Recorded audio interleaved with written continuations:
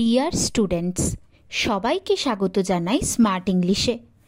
আজ আমি তোমাদের সাথে ডিসকাস করব রুপার্ট ব্রুকের লেখা একটি war poem piece. Rupert Brooke একজন ইংলিশ পোয়েট এবং সোলজার ছিলেন, যিনি আইডিয়ালিস্টিক ওয়ার সনেটসের জন্য ফেমাস ছিলেন। মাত্র 27 বছর বয়সে ফার্স্ট ওয়ার্ল্ড ওয়ারের সময় তিনি মারা যান। সেই সময় সোশ্যাল এবং পলিটিক্যাল টেনশন চলছিল। 20th সেঞ্চুরির প্রথম দিকে তিনি এই সনেটটি লিখেছিলেন। এই পোয়েমটির থিম হল প্যাট্রিয়টিজম অর্থাৎ দেশপ্রেম, স্যাক্রিফাইস ফর কান্ট্রি অর্থাৎ দেশের জন্য ত্যাগ, and at the end to achieve piece এবং সবার শেষে পিস পাওয়া। এই পিস অর্থাৎ একাধারে মৃত্যু এবং মানসিক শান্তি, লিবারেশন অ্যান্ড ফ্রিডম। আর কি পাওয়া? ফ্রিডম পাওয়া, স্বাধীনতা পাওয়া। আর্থলি এক্সিস্টেন্সের বাইরে গিয়ে আমরা পিস পাব। ডেলিকারের লাক্সারিয়াস লাইফে আমরা কোনোদিনই শান্তি পাব না। শান্তি আসে এই সমস্ত কিছুর বাইরে গিয়ে। Peace also means gaining harmony, spiritual satisfaction. এই পোয়েমের রাইম স্কিম হল A B A B C D C D E F E F G G. ওয়ারকে এখানে রিলিফ হিসাবে দেখানো হয়েছে, যা আমাদের লাইফকে নতুন পারপাস দেয়, মিনিং দেয়। তাহলে চলো শুরু করা যাক পোয়েমের line by line explanation. Now God be thanked who has matched us with his hour. The poet expresses gratitude here. Poet গডের কাছে থ্যাঙ্কফুল সকল মানুষকে ইতিহাসের এক মুহূর্তের সাথে জুড়ে রাখার জন্য। অর্থাৎ গড এই সময় অর্থাৎ ফার্স্ট ওয়ার্ল্ড ওয়ারের সময় সকলকে পৃথিবীতে এনেছিলেন, যারা সেই সময় জন্মেছিল। ম্যাচড অর্থাৎ জুড়ে রাখা। আওয়ার মানে ডিভাইন টাইমিং, মানে ভগবান এই সময় সকলকে পৃথিবীতে এনেছেন, এই সময় অর্থাৎ ওয়ার্ল্ড ওয়ারের সময়। সেটার জন্যই পোয়েট ভগবানের কাছে thankful. And caught our youth and waked us from sleeping. এই লাইনটি ইন্ডিকেট করছে সকল ইউথকে অর্থাৎ ইয়াং জেনারেশনকে ওয়ার্ল্ডে স্থান দেওয়ার জন্য। ভগবান সকলকে ওয়ার্ল্ডে স্থান দিয়েছে কোনো না কোনো উদ্দেশ্য পূরণের জন্য। ওয়েকড আস ফ্রম স্লিপিং, এই লাইনটি সিম্বলাইজ করে স্পিরিচুয়ালিটি মানুষের মধ্যে জেগে ওঠাকে, অর্থাৎ ভিতর থেকে রিয়েলাইজেশন কোনো কিছুর, অর্থাৎ এ কল টু অ্যাকশন, কিছু করতে হবে। With hand made sure, clear eye and sharpened power. এই লাইনটি এমফাসাইজ করে হিউম্যান বিইংসের মধ্যে জেগে ওঠার নতুন অ্যাওয়ারনেসকে আর রিগেন্ড এনার্জিকে। গডই এই কোয়ালিটিগুলো মানুষকে দেয়। কি কি কোয়ালিটি? শার্প পাওয়ার, ক্লিয়ার ভিশন বা ক্ল্যারিটি যেটাকে আমরা বলবো। হ্যান্ড মেড শিওর, এই কথাটির অর্থ হলো ভগবানই মানুষকে পাওয়ার দেয়, সেই পাওয়ারের দ্বারা মানুষকে গাইড করে। কিসের পাওয়ার দেয়? কিসে গাইড করে?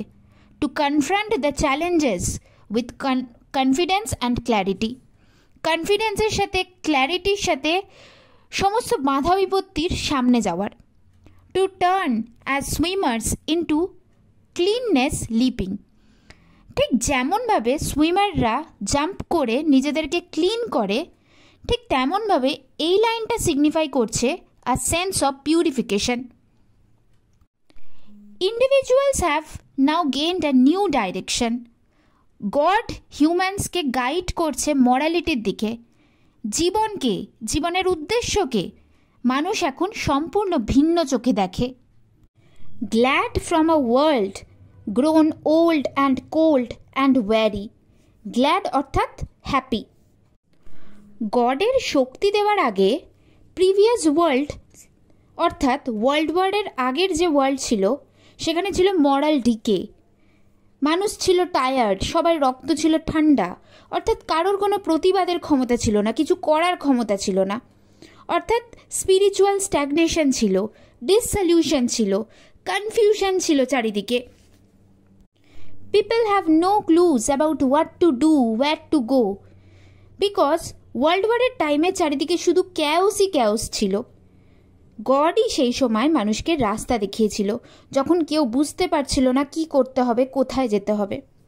Leave the sick hearts that honour could not move. সবার হৃদয় ছিল তখন অসুস্থ, কিন্তু যারা গডকে ফলো করে তারা এই সব কিছু থেকে নতুন পারপাস পেয়েছিল লাইফে। সমাজে ঠিক ভুল সম্মানের কোনো ভ্যালু ছিল না, সবার মনে শুধু সেলফিশ ডিজায়ার্স ছিল, কেউ কাউকে সম্মান করত না, কিচ্ছু ছিল না। And half men and their dirty songs and ড্রেরি।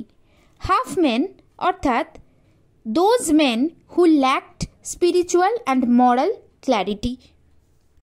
Dirty songs and dreary অর্থাৎ মানুষ ভুল পথে যাচ্ছিল। রাইট রং বলে তাদের মধ্যে কিছুই ছিল না, সবাই আনফুলফিলিং আনস্যাটিসফাইড লাইফ লিড করছিল, মিনিংলেস জীবনের পেছনে সবাই ছুটে চলেছিল। And all the little emptiness of love. এই লাইনটি ইন্ডিকেট করে how people lacked any kind of spirituality. কেউ ভগবানকে বিশ্বাস করতো না। দে লিড আ হলো লাইফ। কোনো সম্পর্কের মধ্যে গভীরতা ছিল না, কোনো মিনিং ছিল না। লাভ অর্থাৎ এখানে অ্যাকর্ডিং টু রুপার্ট ব্রুক, যারা ওম্যান নিয়ে লাভ নিয়ে কথা বলে তাদের জীবন এমনি এমটিনেসে ভরা। Oh we who have known shame, we have found release there. Brooke এখানে লিবারেশন, ফ্রিডমকে সেলিব্রেট করছে। শুধু ব্রুকই নয়, সেই সমস্ত মানুষ যারা একসময় লজ্জার সম্মুখীন হয়েছিল তারা সকলেই পিস পেয়েছে ফ্রিডমের থ্রু। আর তাদের লজ্জা কি? তাদের লজ্জা হলো তাদের সেই সাফারিং, স্যাডনেস, একসময় তারা যে প্রতিবাদ করতো না, তাদের মধ্যে কোনো এনার্জি ছিল না, সেগুলো ছিল মানুষের লজ্জা। সেগুলো থেকে বেরিয়ে এসে মানুষ ফ্রিডমের থ্রু শান্তি পেয়েছে। Where there's no ill, no grief, but sleep has mending.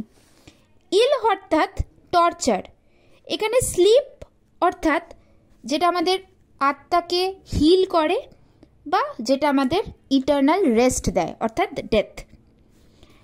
আর কারোর কোনো জীবনে ইলনেস নেই, কোনো সোলজার্স আর টর্চার্ড হয় না, কারোর মনে কোনো দুঃখ নেই, কারণ ওয়ার্ল্ড ওয়ারে থ্রু তারা ফ্রিডম পেয়েছে। কেউ ফ্রিডম পেয়েছে, শান্তি পেয়েছে, কেউ মৃত্যুর দ্বারা জীবনে শান্তি পেয়েছে, শুধু আছে শান্তি। Here the poet refers to all those soldiers who died in World War I. Against their will they fight and they die, and thus they gained peace. Not broken save this body lost, but breathe. The breath is gone from the man, but peace is restored. শ্বাস চলে গেছে অর্থাৎ একটি মানুষ মারা গেছে, কিন্তু সে শান্তি পেয়েছে। Soldiers have to fight in difficult situations, so peace is a better option for them. Nothing to shake the laughing heart's long peace there. Brooke indicates the tranquility, peace of the soul, যেটাকে কেউ নাড়াতে পারে না। লাফিং hertz, হাস্যমান হৃদয়, অর্থাৎ মনের শান্তিকে কেউ নাড়াতে পারে না। একবার শান্তি যদি মনে এসে যায় তাহলে কেউ সেটিকে সরাতে পারবে না। But only অ্যাগনি, and that has ending. অ্যাগনি অর্থাৎ পেন। পেন হলো ক্ষণস্থায়ী, যেটিকে ডেথের কাছে হার মানতেই হয়। And the worst friend and enemy is but death. Death হলো মানুষের বন্ধুও আবার শত্রুও। এর মাধ্যমেই আলটিমেটলি মানুষ লিবারেশন পায়। তাই ডেথ হলো মানুষের ফ্রেন্ড। তাছাড়া ফ্রেন্ড কারণ ডেথের মাধ্যমেই মানুষ মানুষের সাফারিং থেকে মুক্তি পায়, ইটার্নাল পিস পায়, গডের সাথে ইউনাইট হতে পারে। আর এনিমি কারণ যে মারা গেল সে আর পৃথিবীতে বাঁচতে পারবে না, তার ফ্যামিলির সাথে সময় কাটাতে পারবে না, থাকতে পারবে না। তাই ডেথ আমাদের ফ্রেন্ড, আমাদের এনিমি দুটোই। তাই অ্যাট দ্য এন্ড বলা যেতে পারে piece offers a deep meditation on the quest for finding spiritual fulfillment, freedom amidst living in a world full of chaos. The poem shows the mysteries of life and the way in which a human being should conduct himself. God can provide us guidance in this situation. We can find peace beyond earthly existence. Negative things helps us to move beyond it and find peace and lead a better life. এটাই হলো তোমাদের piece poem. ভিডিওটি ভালো লাগলে like করো, share করো, comment করে জানিও কেমন লাগলো, আর অবশ্যই সাবস্ক্রাইব করো। তোমরা আমাকে ফেসবুকও ফলো করতে পারো। আমার ফেসবুক পেজের নাম ডেইলি জিকে বাংলা। তোমরা যদি কেউ কম্পিটিটিভ এক্সামের জন্য প্রিপারেশন নিয়ে থাকো, সমস্ত জিকে আর ইংলিশ গ্রামার আমি পেজে আপলোড করি, তোমাদের ওখান থেকে কিছু হেল্প হতে পারে।